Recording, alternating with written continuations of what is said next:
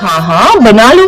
आज तो सचमुच चटपटा खाने का बहुत मन कर रहा है। जल्दी जल्दी गोलगप्पे और आलू चाट तैयार कर लेते हैं, तब तक बाबूजी और तीनों भाई भी आ जाएंगे। सब साथ मिलकर गोलगप्पे और आलू चाट खाएंगे।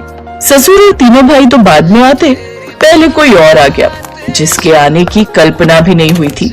अरे कमलेश, तू मेरी प्यारी पक्की सहेली कमलेश इतने दिनों बाद मेरे घर आई है। मुझे तो अपनी आंखों पर यकीन ही नहीं हो रहा। अपनी आंखों पर यकीन कर ले शीला, अब दिल्ली शहर आकर मैं और कहाँ रुकती, तेरे घर ही आ गई।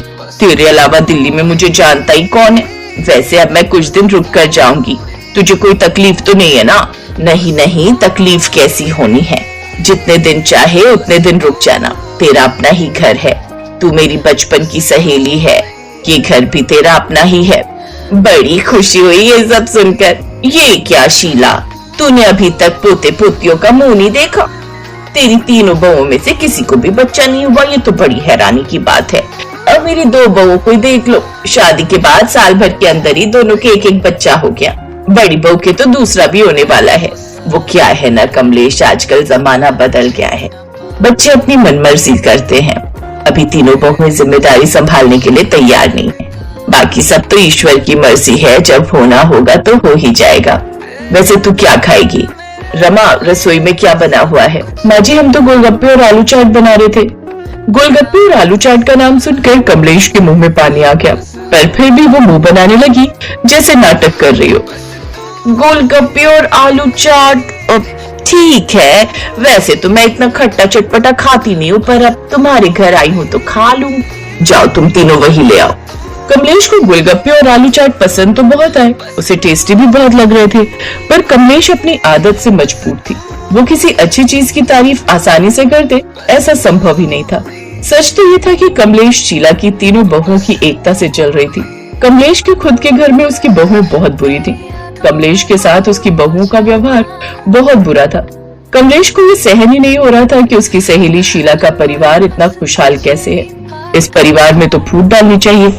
जब इंसान खुद खुश नहीं होता तो वो दूसरों को भी खुश नहीं रहने देता। ऐसी ही सोच कमलेश की भी थी। उसने मन ही मन ठान लिया कि वो यहाँ से जाने से पहले तीनों बहुओं में लड़ाई करवा कर जाएगी।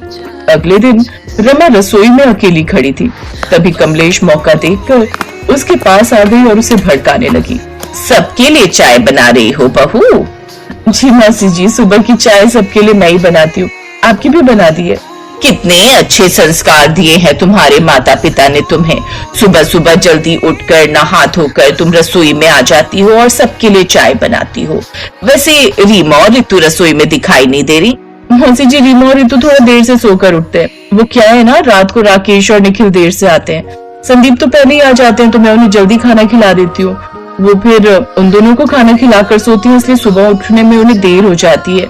ओहो, तो बहुत थक तो तुम भी जाती हो ना पूरा दिन। कायदा तो यही कहता है कि रीमा और ऋतु को भी तुम्हारे साथ उठना चाहिए, और तुम घर की बड़ी बहू हो तो उन दोनों को तुम्हें चाय बनाकर पिलानी चाहिए। तुम उनकी नौकरानी नहीं जेठानी हो, इसलिए जेठानी वाला हक रखो, फायदे में रहोगी। बाकी मेरा समझाना फर्ज था। कमलेश ने ईर्ष्या की चिंगारी फेंक दी थी। अब ये चिंगारी आगे आने वाले समय में एक भयानक आग का रूप लेगी या फिर खुद ब खुद ठंडी पड़ जाएगी, ये तो आगे आने वाला वक्त ही बताएगा। क्या बात है रीमा, बहुत देर से सोकर उठी हो? वो भाभी रात को ना ये लेट आए थे, फिर इनको खाना वगैरह। रीमा, अगर तुम देर से सोती हो तो मैं क्यों जल्दी उठूं? मैंने क्या तुम लोगों का सबका ठेका लिया हुआ है? तुम और ऋतु रोजाना देर से सोकर उठो और मैं सुबह जल्दी उठकर सबके लिए चाय बनाऊं? मैं तुम सबकी नौकरानी नहीं हूँ, ध्यान रहे मैं जेठानी हूँ तुम दोनों की, इसलिए कल से अब तुम दोनों भी जल्दी उठा करोगी। भाभी, अगर हम जल्दी नहीं उठते तो रात को सारी रसोई समेट कर सोते हैं। आप तो रात 9 बजते ही कमरे में घुस जाती हो कि मैं सोने जा रही हूँ, मुझे नींद आ रही है। वही तो, और देखो हम दोनों पर चिल्ला रही हैं। मतलब अब तुम दोनों एक तरफ हो गई हो। तुम दोनों को जरा सा मैंने सुबह जल्दी उठने के लिए क्या बोल दिया, तुम तो मेरे पीछे ही पड़ गई। मेरे से बात करने की कोई जरूरत नहीं है।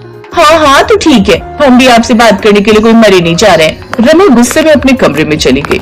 अब रीमा और ऋतु को जल्दी उठने की आदत नहीं थी और रमा ने उनके लिए चाय नहीं बनाई तो उन दोनों की भी लड़ाई हो गई। तुम खुद भी तो मेरे लिए चाय बना सकती थी ऋतु, तुम छोटी हो, मैं तुमसे बड़ी हूँ, इसलिए तुम्हें मेरे से पहले उठना चाहिए। भाभी, रीमा भाभी, ये आप गलत कह रही हो। मैं छोटी हूँ तो क्या दबती रहूंगी? मैं नहीं दबने वाली। कमलेश की चाल काम कर गई। धीरे धीरे करके तीनों बहुओं में लड़ाई हो गई। तीनों बहू अब आपस में बात नहीं कर रही थी। घर का वो रसोई घर का माहौल जो हमेशा चटपटी सब्जियों और चटपटी हंसी से महकता रहता था, वो अब बहुत ही बेस्वादी हो गया था। सास को समझ नहीं आ रहा था कि अचानक चटपटा स्वाद फीका कैसे पड़ गया और सच सबके सामने आ गया। कमलेश, तू मेरी पक्की सहेली होकर ऐसा कैसे कर सकती है? तूने मेरी तीनों बहुओं के बीच फूट डाल दी। तू तो मेरे घर रहने आई थी और मेरा ही घर उजाड़ कर जाना चाहती थी। मौसी जी, मौसी का मतलब माँ होता है। आप एक माँ होकर हम तीनों बहुओं को अलग करना चाहती थी। हम तो आपकी बेटी की तरह है ना।